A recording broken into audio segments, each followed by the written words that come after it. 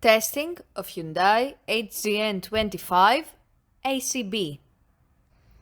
For testing, we add a 220 volt AC power supply. First, we trip the ACB manually.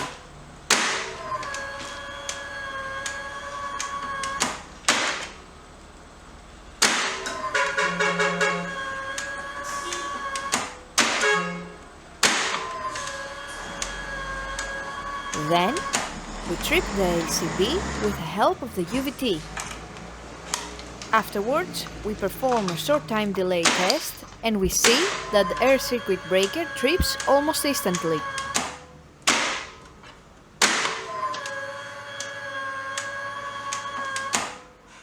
Lastly, we perform a long time delay test .